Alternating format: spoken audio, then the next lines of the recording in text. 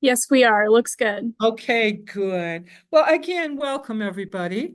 This is the third in our this year's series of Fireside Chats. For those of you who don't know me, I am Caretakers, and I'm the historian for Oakland County Parks. We have currently 15 parks.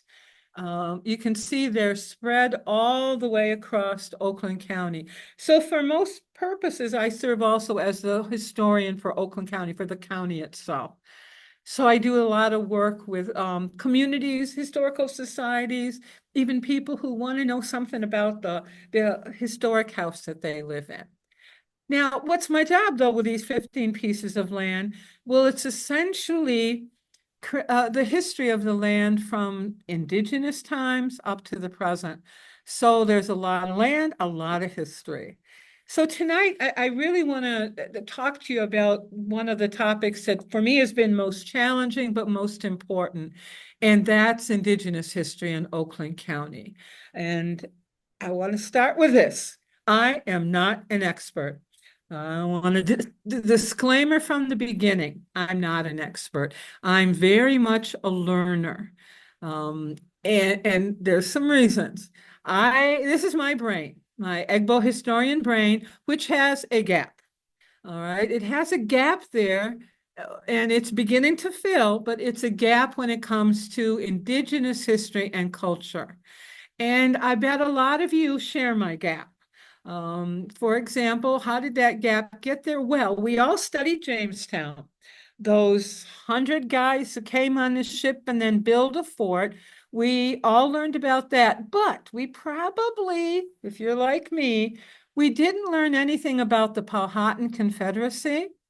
We learned that right over here, this little star was where Jamestown began, but all those little circles are settlements, villages of the Powhatan Confederacy. No one really told us much about that part. And then, of course, the story of the Pilgrims that we got really from probably first grade on. But once again, we learned that the Pilgrims landed on this spot, but nobody ever told me much about the Wampanoag people. You see all the Wampanoag settlements here. In fact, where the Pilgrims landed and set up their settlement was an abandoned village, Wampanoag village called Patuxet. Sadly, it was abandoned because the majority of people who had been living there for a long time had died of smallpox. Smallpox, by the time the Pilgrims got to what would become Massachusetts, had already found its way among the indigenous population.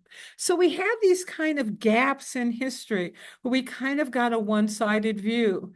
And then when we look at our own county and the way we record our narratives and our histories, too often we begin with people building log cabins and mills, which is a great story. Nothing wrong with that story. But we have to remember something happened before that happened. And so we need to think about where do we begin our stories and how do we integrate those things together? And so we end up with gaps in our brain. So tonight I'm going to share a little bit of my journey to try and fill my gap.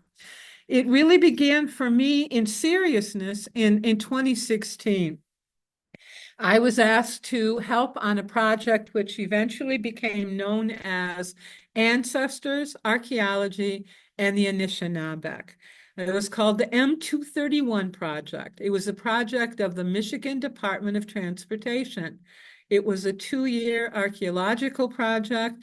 I came in basically at the end to work on the creating of a curriculum and lessons and community materials based on the project, because that was one area I'd been working in.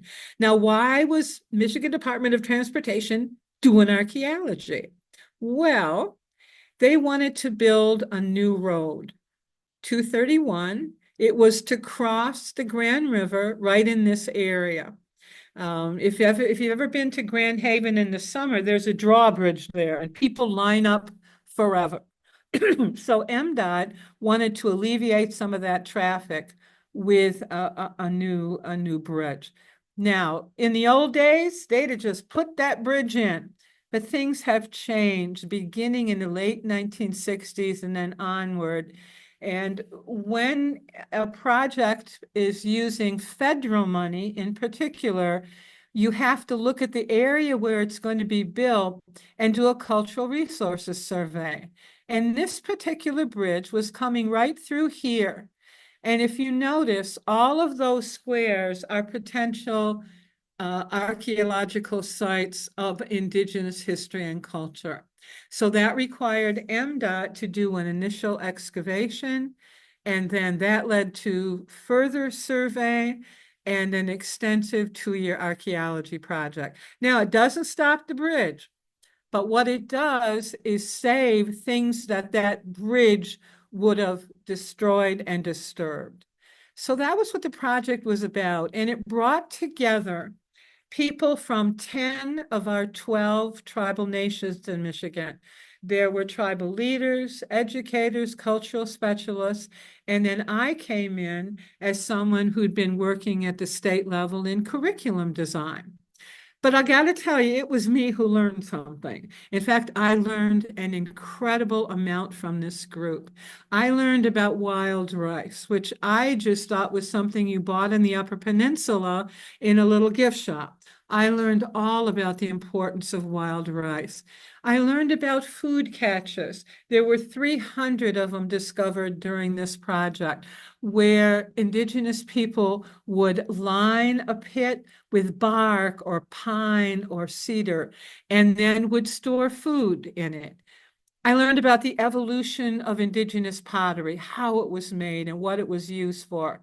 And most importantly, I learned a huge amount of the way Indigenous people viewed the earth, how they viewed it as being stewards and caretakers and not the owners or managers of the earth. I'm just going to push my 1 second. All right. Now let me go on. All right. And I think that's the most important thing. And that's why I called tonight Caretakers of the Earth, so we can talk a little bit more about that. And then the other thing I learned was the fact that I had a lot to learn. One of the important things I learned was I needed to keep learning. I needed to keep going. So I found some wonderful people over time that I learned from. And then I brought you their words tonight, so you're not just hearing from me.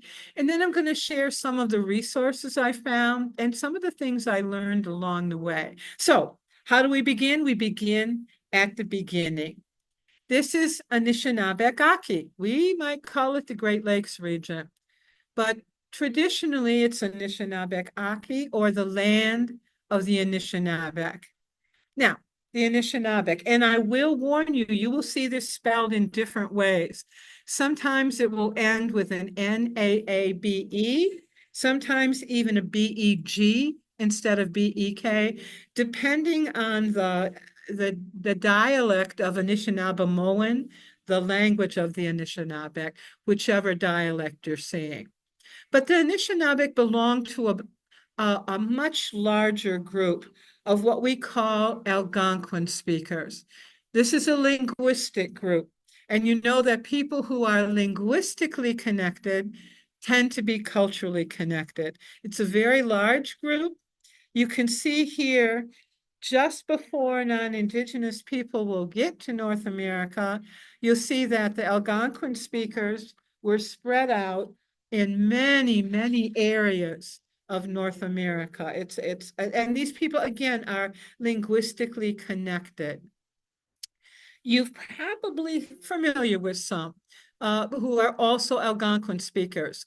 The Powhatan. Oh, wait a minute. The Jamestown people. Yes, they're Algonquin speakers related to the Anishinaabe. The Wampanoag. Oh, wait a minute. I just talked about the Wampanoag. They're the people who encountered the Pilgrims. And then some you may have heard of, the Cheyenne and the Shawnee, many, many different groups. Now, I think it's cool that our Michigan Anishinaabe are culturally related to this group. I always think about when we learn Jamestown and Plymouth, wouldn't it be cool if we also remembered that they were culturally similar to the Native Americans who will be in Michigan. Now, in Michigan, in the Great Lakes region, really, the Anishinaabe will eventually end up three related groups: the Odawa, which the British called the Ottawa, the Potawatomi, and the Ojibwe, which the British called the Chippewa. And once again, these are culturally related. I like the way Zebwing Center at Mount Pleasant describes it. It says, quote, "We are nations whose languages are similar, whose cultures are close, and whose lands are often shared." And that's why you'll often see them referred to as the Three Fires Confederacy. So these are people who more just than they share language, Anishinaabe with their own dialects, but they have close cultures, and you'll see along the way, you'll seldom see a Potawatomi village. There'll be Ojibwe people there or Odawa people there. Now, one thing we have to be careful of, don't leave the Anishinaabe in the past. We don't want to just leave them there. We want to think about Anishinaabe today. We want to consider at the same time we learn about the past and history, but what about the Anishinaabe today? We have in Michigan, we have 12 federally recognized tribal nations. They're here, they're spread out, you'll see.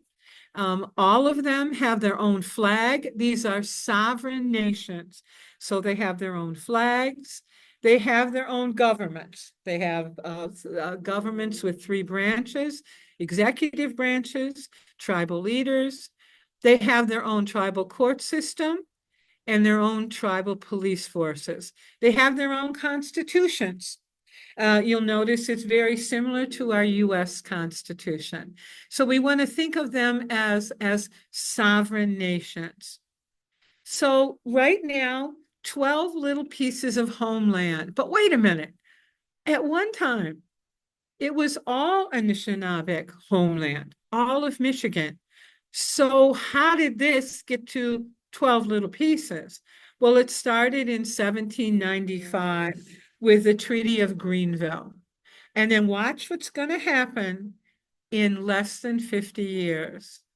You'll see as we move along, all of it's going to essentially almost disappear until only 32 square miles are left. Imagine from that whole big bunch to just 32 square miles. So we want to think about, how did that happen? What was that process? Well, it was through the treaty process, the ceding of land. But it's not as simple as saying, well, yeah, they signed a treaty and lost their land. It's more complicated. You want to think, number one, that land was ceded under duress. There was no treaty willingly signed. And there were threats if people didn't sign treaties. One of the most serious threats was removal to west of the Mississippi. That was big time removal, initially into places like Kansas and the plains before non-Indigenous people got there, off of homelands. My colleague Eric Hemingway, who's a brilliant Odawa historian, always says treaties were by no means favorable to the Anishinaabe. It was the best the tribes could do with tremendous odds against them. So you want to think about that process and what treaties look like. They were hopelessly complicated. I mean, just take a look at that. They were in English on top of everything else, not Anishinaabe and hopelessly complicated. And one thing that we often forget about is that the perspectives on land were vastly different. Excuse me. The way Indigenous and non-Indigenous people viewed the land itself. I think the best way to look at that is with the words of Robin Wall Kimmerer, one of my favorite authors. She's Citizen Nation Potawatomi. Her family traditionally was New York Potawatomi, Anishinaabe. They got moved to Kansas. And then when people wanted the land of the plains in Kansas, they were moved to the Dust Bowl of Oklahoma. She has some wonderful writing, including this book, that talks about the way Indigenous people view the earth and land, in which she says, in the settler mind, land was property, real estate, natural resources. But to our people, it was everything: identity, the connection to our ancestors, the home of our non-human kinfolk, our pharmacy, our library, the source of all that sustained us. It belonged to itself. It was a gift, not a commodity. So it could never be bought or sold. Now think about that. You have land, one group says it's a commodity. We can buy it and sell it. We can put a fence around it, give a piece of paper to someone and say it's yours now. But on the other side, it was viewed as a gift. I like to think about it this way. I buy a ham from Costco. It's a commodity. I own it now. But I also have a tiny carved wooden music box.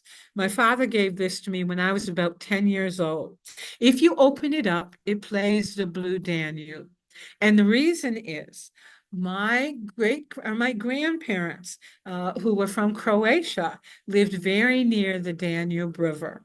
So he got that for me as a gift. Now think about it. Which one will I treasure more? Which one will I take better care of? Which one will I pass on to my granddaughter, Elizabeth? So when you think about a treaty and people sitting down to talk about land, you're going to have issues when people view it in such different ways. And I do want one more quote I want you to think about in terms of the treaty process. This article was included in most treaties, and it says, the nations of Indians acknowledge themselves to be under the protection of the United States and no other power, and they will prove by their conduct that they are worthy of so great a blessing. Think about that. Was that a blessing for Indigenous people? Let me focus now on Oakland County. Oakland County will be seated in the Treaty of Detroit in 1807. Now, keep in mind that we won't become a county until 1820. We won't have any non-Indigenous settlers here until around 1818. So for a while, it wasn't an issue for Indigenous people here, but that will change. Now, 8 million acres were ceded in that treaty, and in return, there were 9 small reserves that were set aside. They're all in this area. Let me make this bigger for you. There were 3 that were Ojibwe. They were up, you can recognize Port Huron here, and then down along St. Clair River and Anchor Bay. 2 were Potawatomi. 1 more Potawatomi in Macomb County, and 3 were Wyandot. The Wyandot were actually Huron. The Huron were Iroquoian speakers. The Huron in our area end up being called the Wendat or the Wyandot. They were part of the treaty because they had some villages in the Detroit area. Imagine 8 million acres for those 9 little pieces of land. Most of those pieces of land were 1 mile by 1 mile or 1 mile by 2 miles. Now, I want to concentrate on this one for a minute, the Potawatomi ones. And that's because those 2 small reserves were actually in Oakland County and in what became Southfield Township. Here in the north of Southfield Township was Seguinsuin's Reserve. Seguinsuin was a Potawatomi chief, although a lot of historians feel he also had Ojibwe roots.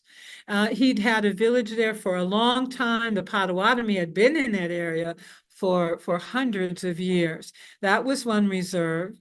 And then to the south was the Tonquish. Again, Chief Tonquish, a Potawatomi chief, who had a traditional village and land around it in the southern part. Now, by 1827, just 20 years later, both of those will be lost. But for that time period, we will have two small reserves within Oakland County. Now, a couple things to think about. You wanted, there's some wonderful materials on the history of Potawatomi removal within Michigan. This is such materials from the Clark Historical Library, of very good set of materials, but I highly recommend go to one of our Potawatomi tribal nations and read perspective from there. I can send you a list with all the websites and location emails for our 12 nations. Just send me an email and I'll send you a linkable document. So now let's see. One of the things people always want to know is whether the villages in Oakland County, Indigenous villages, well, we know of two. We clearly know of two that ended up in Southfield. But then if we look at the 1817 survey map for West Bloomfield Township, we'll find another one. Now, I want you to look here, see if you can identify anything. This is West Bloomfield Township. It says Apple Island on that little island. See if you can think about where we might be in West Bloomfield Township. I'll add some lake labels. Cass Lake and Orchard Lake. We're right in that area. And then if we look here close up, there are two Native American trails that will cross. And take a look there and see what you see within that area. You probably notice it says Indian huts. Isn't that interesting? We would probably, if we had a little thing with 4 log cabins or 3 log cabins, we'd probably say a settlement, a small village, a small town. But here it got labeled just as Indian huts. But this was a Native American settlement. Right between the lakes there. One we have good documentary evidence of. Now, the Oakland County history, the 1877 book, is, I've got to tell you, it's not very useful for Native American history.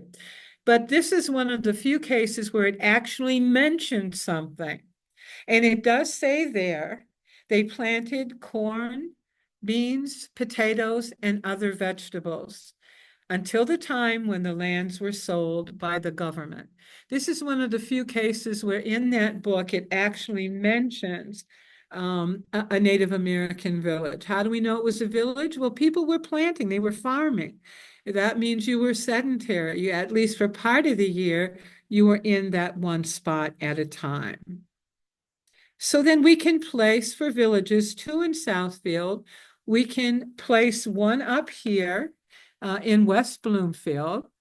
I got to get rid of something. Oh, I'm so sorry. I could have done damage here. Hold on, I'm coming back. My phone was going off like crazy. I will be back in 1 second. We always think it's going to be so perfect, and then hold on.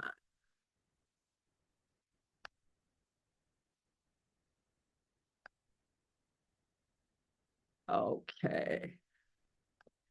There we go. So 3 villages, but were there more? Well, we have some evidence, and it's enough to pretty much assume something was there. Here in Brandon Township, where I live, right on the shore of Bald Eagle Lake, we have evidence of a village. Here on the shore of Lakeville Lake, right near Addison Oaks County Park. Here there's good evidence for 2 along Paint Creek. In Oakland Township. And then over here, two of them near the shores of Big Large White Lake. Here in Pontiac, there's good evidence of one being right where Pontiac would develop on the Clinton River. And then in Avon Township along Paint Creek, here along in shores of Walled Lake in Commerce Township, and here between Lyon and Milford, here one in Lyon. Oh, let me come back to this for a minute. So once again, some of this is from archaeological evidence, and some is just from early non-Indigenous folks who were here. But at least we have an idea that, yes, we can say we had villages that did exist in Oakland County. We don't know time periods. We don't know extent of them. Could some of them have been seasonal camps for resource-based, as we'll find out in a couple of minutes? It's possible. We do know also of some burial grounds that will have popped up in the records. We have one on the shore of Lakeville Lake, right near where the village was. We have one, look here, same issue, one near the village that was in Avon, near where Rochester is today. We have one, once again, near where the village was in Pontiac. And then we have two of them between Troy and Bloomfield. Now, what does that tell me? I would say it's likely that there'd been a village there at one time. You have two Native American burial grounds fairly close together.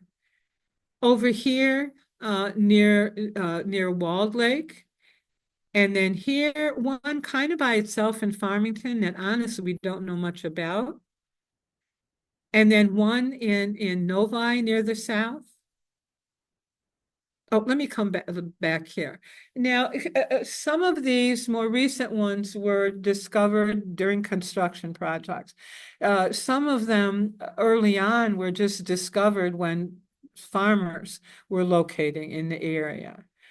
These likely have something older burial-wise, are mounds that were likely 1,000 to 2,000 years old.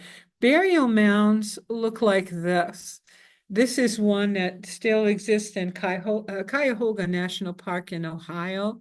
The one, Michigan at one time had hundreds of them. Pretty much they've all been destroyed and desecrated over time. We know of in the records that there was a series of mounds near the center of Groveland Township. Now that it could have been 3 mounds, it may have been as many as 5.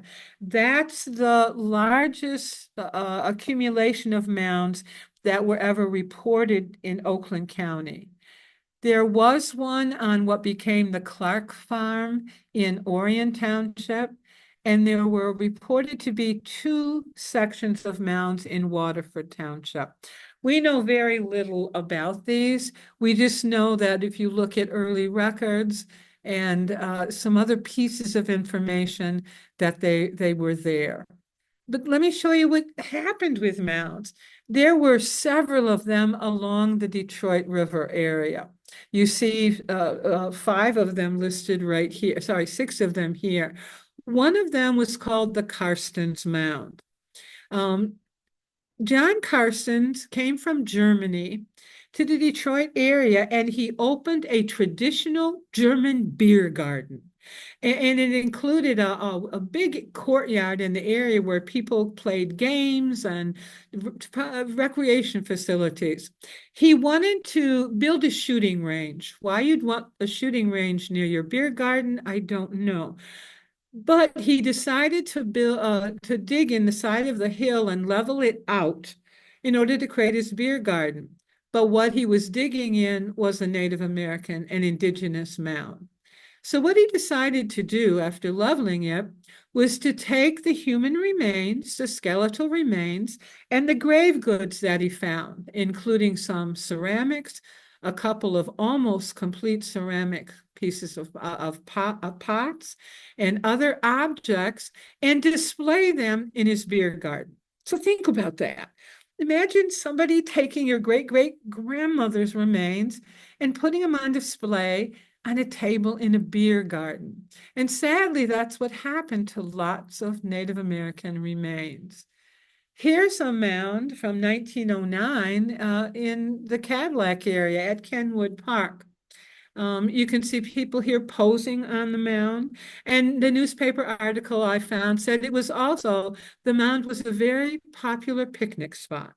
So once again, these were times when we really were insensitive. We didn't care much about Indigenous history, Indigenous culture, and we did some very thoughtless things. So we have villages, burial grounds, and mounds. So that we know we can talk about as our Indigenous connections in our county. But what about the archaeological record? What about artifacts left behind? This is an example of the earliest artifact we've found so far in Oakland County. It's called a fluted spear point. This is the flute, has nothing to do with music. It's an indentation where the spear was hafted. We have assumed they're about 10,000 years old. We have three examples we can document in Oakland Township, and we have two from West Bloomfield Township. Likely there are others, but you want to think about the older it is, the deeper it is in the earth. And chances are we could still find some when we're digging deep into the earth. Now, what were these people doing? These people got labeled by archaeologists the Paleo Indians. And you can see they're hunting big game with spears, with those projectile points hafted to them. Mastodons, big, big animals. Now think for a minute, though. Did we have mastodons in Oakland County? Well, we did. I'm going to give you a nice example from up here in Brandon. Right over here in Brandon Township. If you're familiar, a lot of folks are from other places, Cook's Dairy. If you come out to Cook's Dairy and you head east, you'll come down Seymour Lake Road just before it gets to Dartmouth. On the north side of the road, the Shelton family in the 1980s was building a pool. They were excavating for a pool. And that process ended up discovering a mastodon. You can see the excavation here. It's actually ended up being a 5-year excavation done by Wayne State and Cranbrook, and it did uncover a mastodon. Now, was the mastodon killed by Paleo Indians? Initially, there was reports that it had been, that the bones looked to be butchered. In other words, that it had been killed by humans. The predominant research after that said not likely. It had died of natural causes. But what it tells us is and there's more than one incidence of mastodon being found in Oakland County. So we know if mastodons were here, and if we found those fluted points, our Indigenous history goes back about 10,000 years. But about 9,000 years ago, we're going to have a change. We're going to have a warm up, and this tamarack spruce kind of environment will be replaced with new trees, with new berries and nuts and new animals. So we're going to see a cultural change. We'll move into what archaeologists call the archaic period. So these kinds of projectile points are going to be changed to something like this, the Kessel point and the LaCroix point. Notice how more detailed they are, how finer in design, and why people have been creating these for 1,000 years and perfected the making of these stone projectile points. Here's why I included these ones. Here's the cool part. Remember that mastodon found here? These 2 points, although they were broken, were found just above the mastodon. Now, these were newer. These were probably 1,000 years newer 1,000 years newer than 1,000 years newer than sorry than the Macedon. But it shows us that yes, we had archaic people in the same area in Oakland County. So we're going to put these here. And now the Brewerton point. Brewerton, oh, I got to put it because it was found across the street from Independence Oaks. And now we're going to find copper projectile points. We're going to find copper. Wait a minute. We don't mine copper here. These were coming from the trade patterns. These were made in near the shores of Lake Superior, and we begin to see them now. And then we have one in Groveland, Orion, White Lake. And then we'll see tools. Here, a barbed axe, that great example from Waterford. And then banner stones. What was a banner stone? We have a few of them. They're pretty rare. By then, they'd invented an atlatl. An atlatl was a spear thrower. It was more efficient and you could throw faster and farther. And they needed a counterweight, which is likely what a banner stone was. And then gorgets. We think these were ornamentation. They had two holes going through them. And these tiny little bird stones we would find. We don't even know what they were used for. They're very rare. But we do have these artifacts from 8 different townships. So we're going to put them over here. And then we'll see in 3,000 years ago, the woodland period will start. And with it, pottery. It'll begin thick. Oh,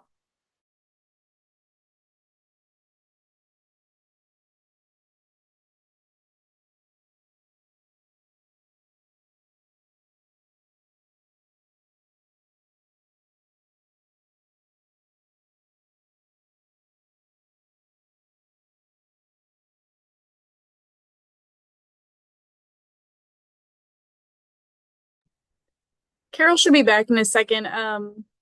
We have her at the library, so she has some better connection, but it looks like she might have gotten dropped out. So we'll wait a minute, and she usually pops back on here.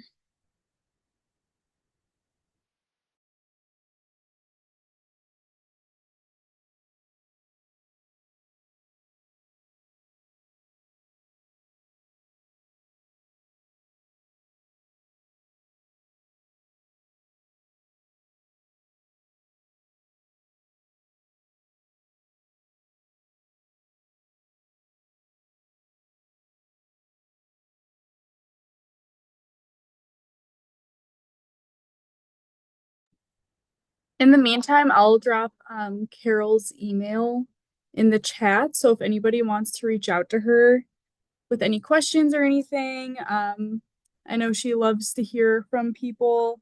And also, if you have any stories that you think would be, um, important to Oakland County history or the parks, if you have any family that's grown up around the parks, that have some stories, she loves to hear about that stuff too. It helps her piece stuff together a little more. So I will drop that email, and reach out to her with any questions or info.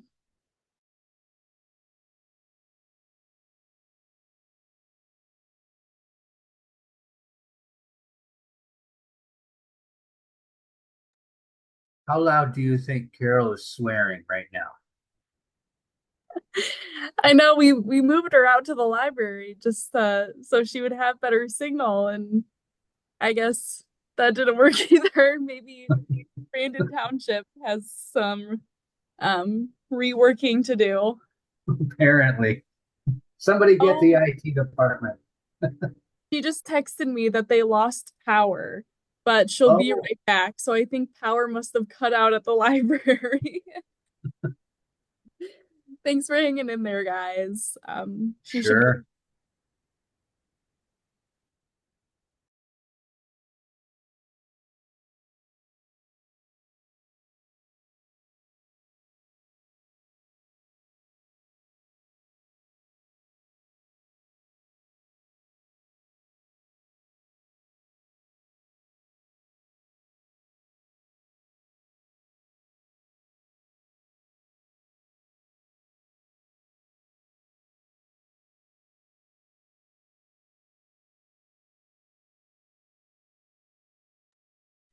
the library is looking for a cord, so we will sit tight and give her a few more minutes.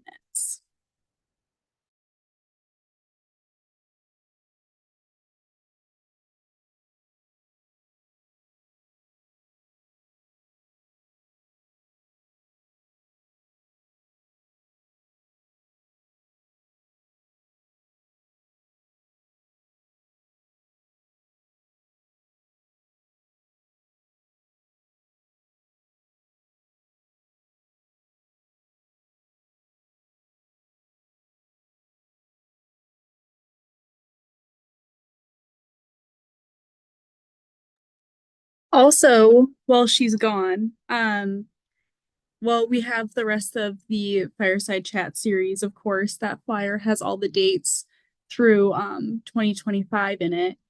But we will also upcoming, we don't have flyers out yet, but there's going to be a 100th year celebration of Glen Oaks Golf Course. So Carol will be presenting there.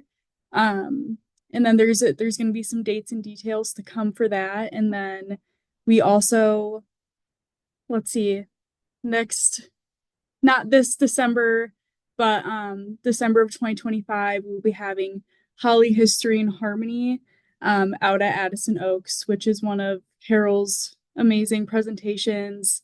And we have some carolers come out and sing. If anybody has attended that before, it's very fun. So there's some good things coming up. And then Carol also does her pontoon boat rides out at Independence Oaks called Sunset on Crooked Lake. There's going to be 2 dates for those in the summer. We're just getting our calendar together right now. So just keep an eye out. And if anybody wants to be added to the Active Adults email list, all of Carol's events and more goes out through those. So you can drop your email in the chat and I can add you to that as well. So we're going to have quite a few. We have a picnic that's with our nature center. Carol doesn't attend that one, unfortunately, but we do some other fun stuff. So just drop your email in to the chat if you'd like anything to like to be added to that email list. And I will add you, Chris. I see that.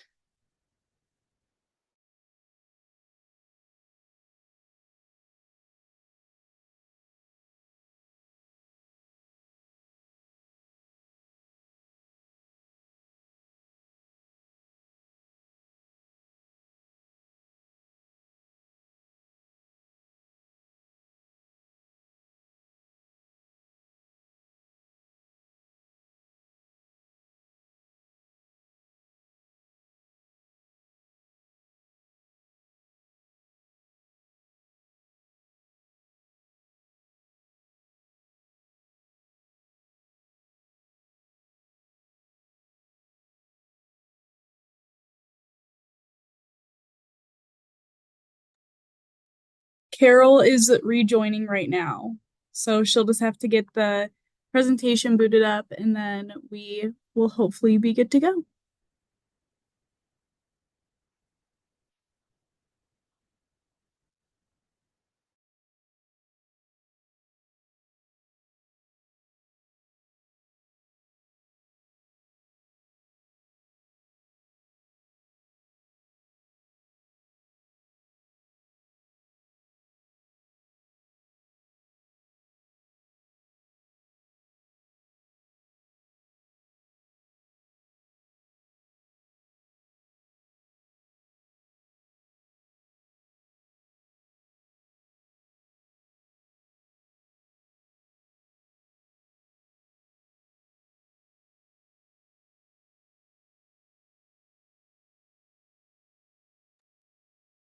All right, Carol, if you can hear us, I see you're back in the group.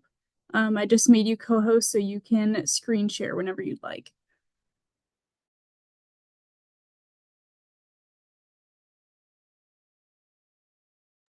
We can't hear you yet, though. It looks like you're muted.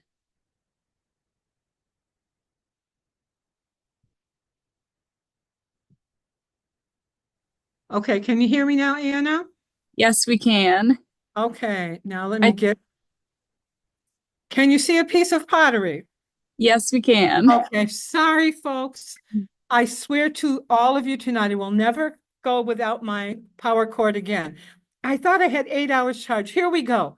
Now, that piece of pottery, Ruth Dufresne is here tonight. This is from Commerce Township. And then here, look at the difference.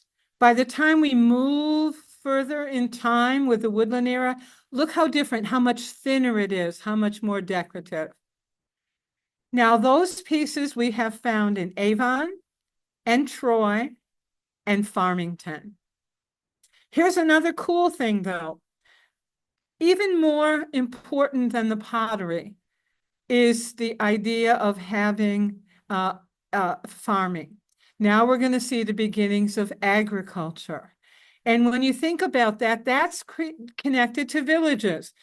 When you have farming, you're going to need a more sedentary life. You're going to be spending at least some time within a village so that you can plant and harvest crops. Now, I have to show you this one, because not only pottery, but we're going to continue to make projectile points. This doesn't seem like much, but it's a Snyder's point. It's big. It's about 4 inches from top to bottom. It's very large. And the cool thing is, it's about 3,000 to 2,000 years old. It was found here in Groveland Township in what today is Groveland Oaks County Park. It's the only object that we actually have that we know came from parkland. I have it on loan right now, so I actually have it with me tonight. I can't show it because I'm afraid to do anything more with this computer, but I do have it with me. Here's something that I've been fascinated with. How on earth do you take a rock and then you shape another rock into something cool? I've been following these YouTube videos this week on flint knapping, and there's 2 of them on how you make a Snyder's point. They're fascinating. Just Google for YouTube and flint knapping. I got to show you these 2 because this shows another place that we get artifacts, not with an archaeological excavation, but sorry, that was my phone. Notice where these 2 came from.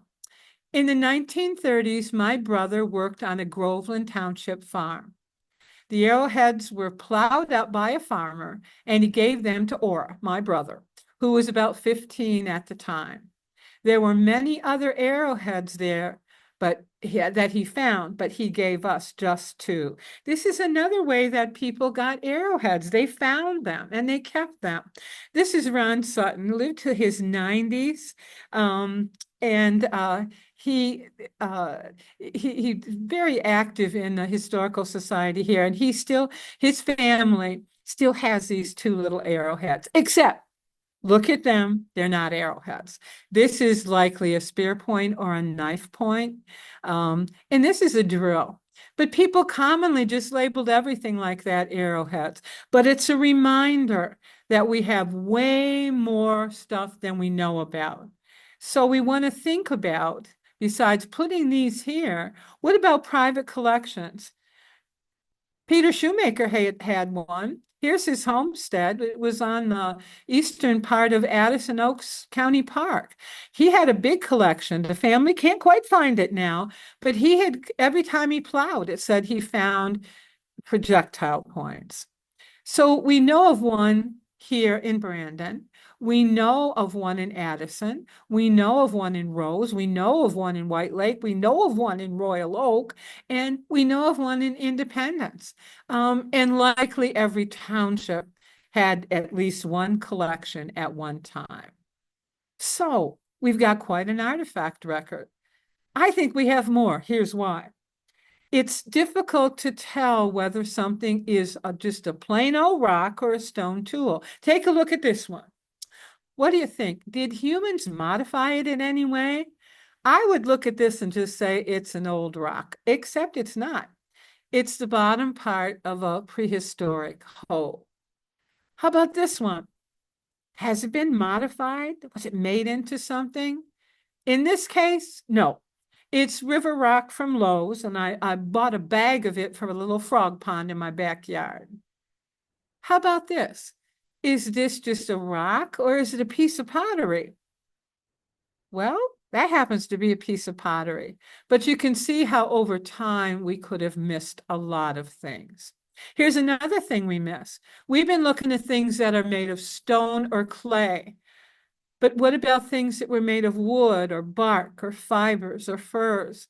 Like this example from the Citizen Potawatomi Museum. Those things are gone. So we're only getting part of the record. So one of the things we want to do is, how can we learn more about the culture, the life ways of Indigenous people, in particular the Anishinaabe? What can we learn to move beyond those artifacts? Well, one thing important, they were seasonal migrators based on resources. So in springtime, they'd be at a sugar camp where they were making maple syrup and maple sugar. Some of the group would go to the summer village and plant the crops for summer. And then in summer, the majority would be at the summer village where they were growing crops and harvesting berries to be dried for winter. And in fall, there'd be a move, there'd be the harvesting of the crop at the village, but there'd also be a move to where wild rice was gathered and where fall fishing was done. And in winter, the group would break up into small family groups and move deeper into the forest where it was more protected. And why smaller groups? There were less resources, but there still could be fishing, but ice fishing, and of course, hunting. And then you moved in this seasonal pattern, but going back to the same places. It wasn't one wild rice camp and next year another one. They would go back to these same places that were part of their pattern. If you want to read a really easy book about seasonal migration, Louise Erdrich's The Birch Bark House. It's actually one of a 5-part series that follows an Ojibwe family for 100 years. The first one is all about the family and their pattern. The second one is The Game of Silence, in which the family is actually removed from where they're living. And then there are 3 other ones. These were actually written for older students, middle schooler, high schoolers. It's just a great read. Now, if you're going to be migrating, moving with the seasons, transportation's important. You're going to need foot trails and you're going to need waterways. If we look at Oakland County and foot trails, we have this. I'm just going to, that's the library warning, but they're sticking with us. We're going to keep going. The Saginaw Trail, the Shiawassee, and then the Grand River. 2 of these, of course, Saginaw and Grand River, will become major roads. And then loads of secondary trails, and then smaller trails yet, crisscrossing Oakland County. And waterways. And the Anishinaabe move by water more frequently in large moves than footpaths. It was more efficient. And we have 4 major rivers in Oakland County that would have provided water transportation, besides how many kinds of resources, and the tributaries. So think about that. When you look at this, you can see people moving through Oakland County, but also within Oakland County. And then we want to look at resources. What would the Anishinaabe have found here? What would have been resources that they could have utilized? Well, how do we know? How do we know? Well, the Michigan National Features Inventory is a set of maps that shows what we think was here around 1800, before non-Indigenous people got here. They're based on the early survey maps and just what people know about natural resources. Here's Oakland County. That really bright pink up in the northwest, but really it's all over, is how we got our name, oak forest. Oak forest, the Anishinaabe looked upon as a true gift. We had 5 kinds of oak trees in Oakland County, and they provided food and medicine and technology. Wood could be used to make awls and other tools, and then bark was used. And those lowly little acorns that make us crazy when we mow, well, they're abundant and storable and nutritional. and they could be made into a flour. And then the beach sugar maple, especially down there in the south. We have sugar maples all across Oakland County, but really predominant in our south. And of course, that was used to make maple sugar and syrup. Here's showing the Zebulon Center has a wonderful display on traditional maple sugaring. What people used before the French brought in the metal kettles. And swamps. Let's face it, we had a lot of swampland. Early on, people stayed away from Oakland County for a while because we did have so much swampland. In fact, we ended up draining a bunch of it. We estimate between 41 and 60% of our wetlands were drained over time. Farmers didn't want swamp. They wanted to create more land for farming. Created a problem, though. Wetlands are giant sponges soaking up storm water. They're filters filtering water. How did Indigenous people view them? Well, we know the farmers said they're a nuisance. What about Anishinaabe? Well, Paul Pouliot, who's an Abenaki, says Indigenous people identify wetlands as gardens, land and water spaces to gather and harvest various plants and plant parts for medicines, foods, and materials. So nuisance versus a garden, another different perspective. Think about lowly cattails. Cattails have edible parts. These fronds can be easily woven into all kinds of matting, and you can even make a toy with them. And lakes. Of course, lakes are hugely important in Oakland County. We had 430 of them. Some historians say there would have been a Native American path down to every lake, which again gives us our Native American connections. But one of the most important things about lakes is that manoomin, wild rice, often grows along the shorelines. Manoomin was hugely important. Judy Pamp always says manoomin is more than just a food to the Anishinaabe. It's considered a sacred gift from Gitche-Manitou, the creator. The Anishinaabe have been respectfully gathering manoomin around the Great Lakes area for centuries. That operative phrase you see there, respectfully gathering. You know, we haven't always been good at that, but the Anishinaabe who were living in balance with nature saw how important it was to respectfully gather. So where'd the wild rice go? Essentially, it's no longer in our part of southern Michigan.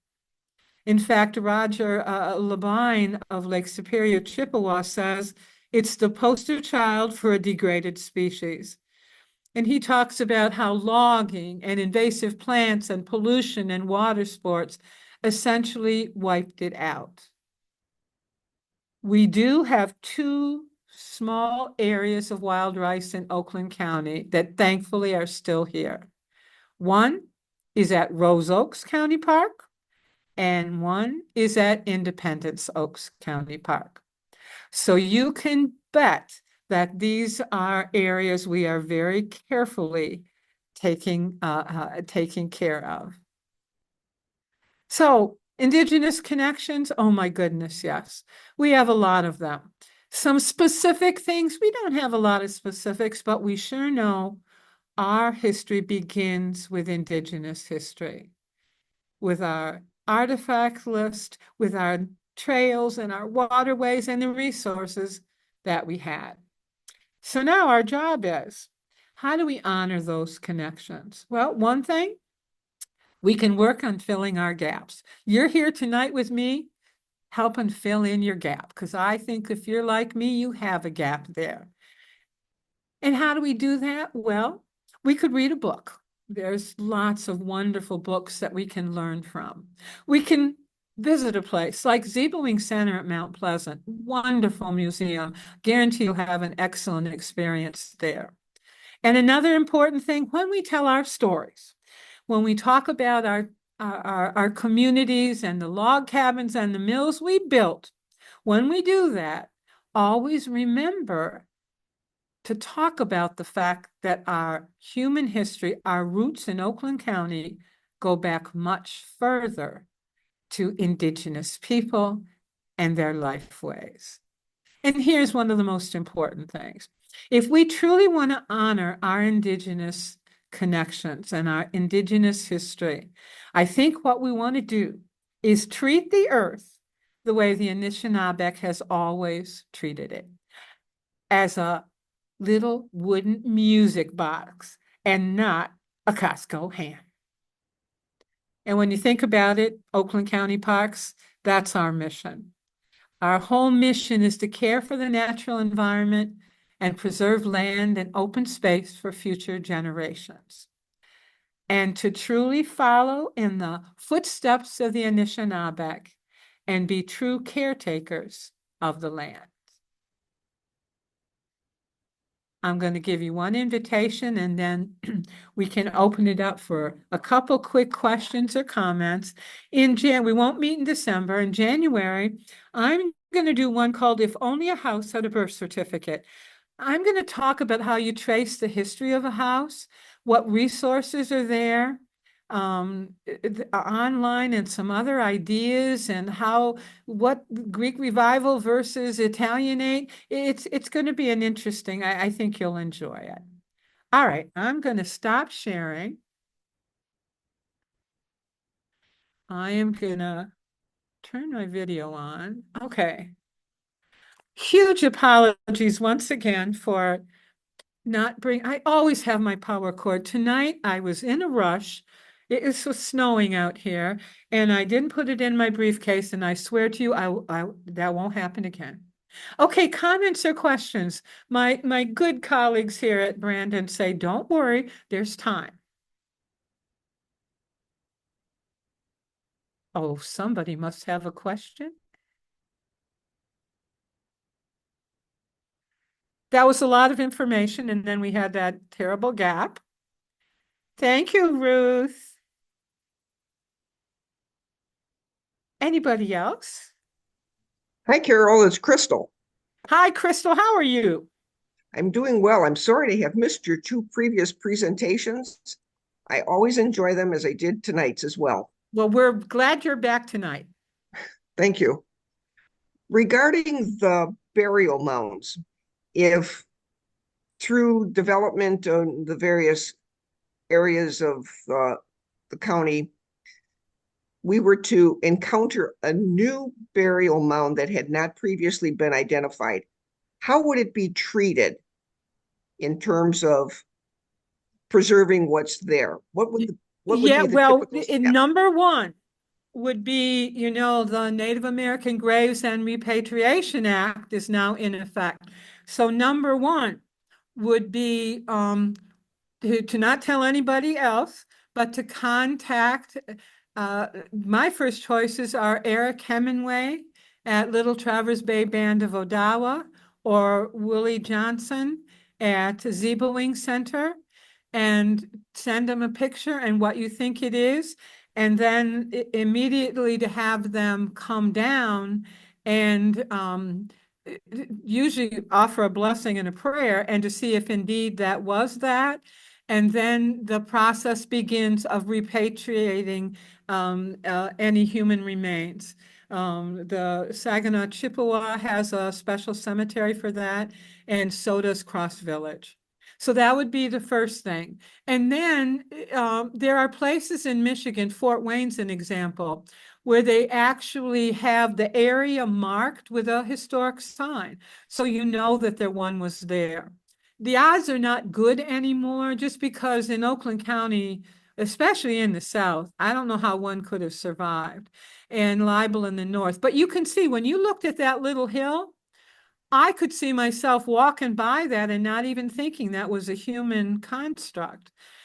So it's always possible. It's always possible in Upper Michigan. It's the same way. Every now and then we locate a burial ground because someone is digging a basement or a highway's coming through. And the same thing there with finding of human remains. You call the coroner, And then the coroner is instructed to contact one of the tribal nations to help you through that process. Good question, though. Anybody else? Can I have our Snyder's Point back? No, you can't. Okay, good. Just check it. It's on loan to me. I just, every once in a while, I take it out of my briefcase and just hold it. You know, when you're holding something that someone made 2,000 or 3,000 years ago, and you wonder who were they? I think it got left behind because it's broken.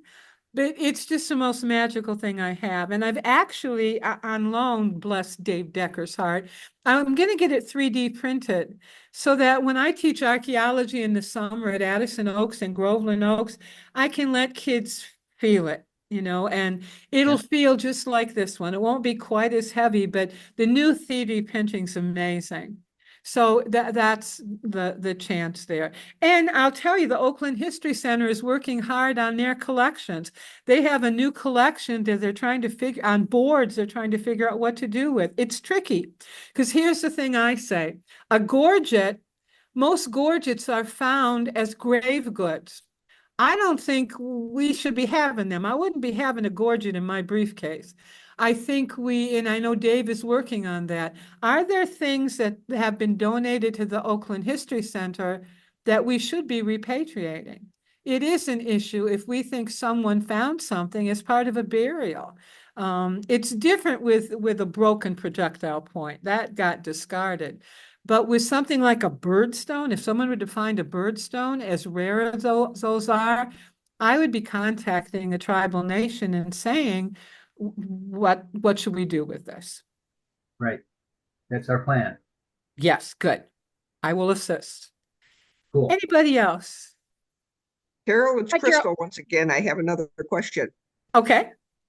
One of the slides you showed had to do with maple syruping, Yeah. and I'm involved with a nature center in Oakland County that offers a maple syrup program in March.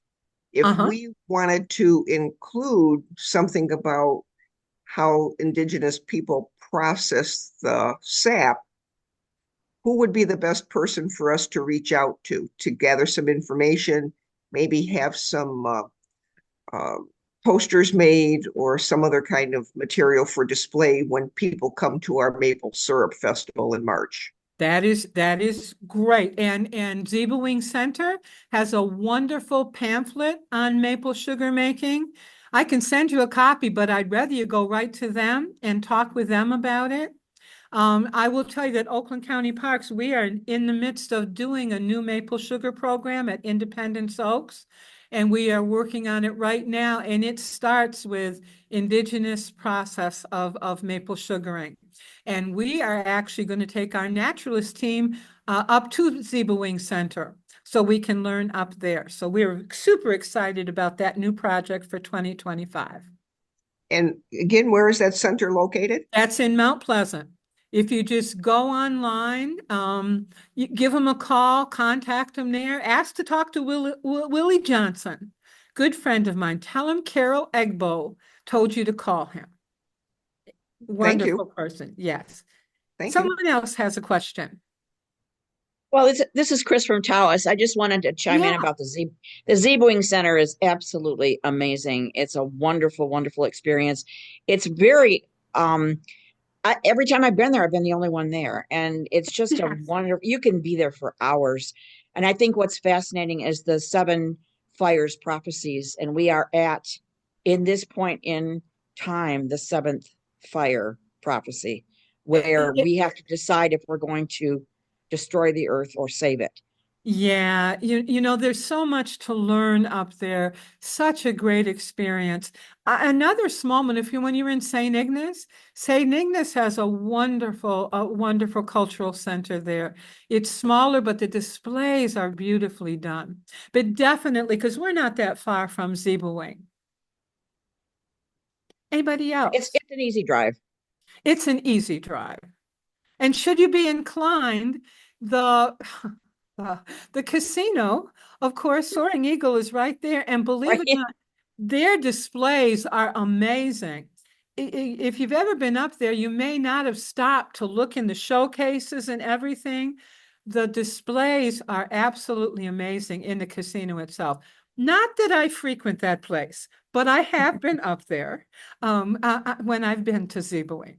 But yeah, there's just some Walpole Island Walpole Island is a nice little a trip in the summertime in the St. Clair River. They have a nice cultural center, a Potawatomi Center. Anybody else? I just have a general comment. If anyone is interested in smaller collections or smaller Indigenous history presentations, exhibits, check with your local historical society. They may have some things that are very local to them that may not be readily available unless you ask. But they're often really ready to share things. I know Southfield has some outstanding things. West Bloomfield has some outstanding things. The History Center has some really great things. Yeah, Darla's here from Southfield. They have a wonderful Potawatomi display. So yeah, that's a good idea is to ask them. And I'll tell you what I've seen happen. They have something, but it's in a box because they're nervous about putting it out because they don't know how to interpret it. And that's when you want to tell them, call the History Center, talk to Dave Decker, talk to Caretakers. Because you don't want to keep it in a box because you're nervous about it. Let us know what it is, and then we can help decide what should happen with it. Sure, absolutely. Well, thank you for your patience tonight. Oh my goodness, I've learned my lesson the hard way, which is usually the case with me. Thank you so much. I will see you in January, and we'll talk about how you date houses. Thank you so much. Oh, my email, Anna will have my email. Do not be hesitant to send me a question or ask me for resources. If you want to know about sugaring, I can send you the one that I have from Zeeboing. Thank you, everyone. Thank you so much tonight. Miigwech. And I just wanted to say one last quick thing. If Yes. Cheryl's going to be giving us instructions on dating a house, she better tell us what kind of flowers to bring to the date. Dating a house, get it? Oh. Okay. I'm so Good sorry. night, Dave Decker. Good night. Good night.